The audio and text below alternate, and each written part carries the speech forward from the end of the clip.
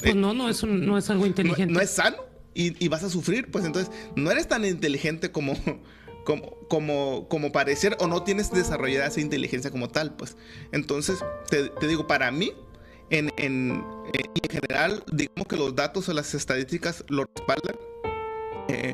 Es más importante a veces, bueno, no es más importante a veces, es más importante siempre las relaciones sociales o las relaciones o tus contactos, por feo que suene, que incluso tus estudios como tal, pues.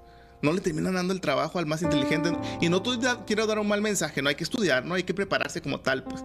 Pero si no aprendes a estar bien con la gente, que a lo mejor el día de mañana al que le hiciste la cara chueca va a ser tu jefe, pues te va a ir la vida, ¿no?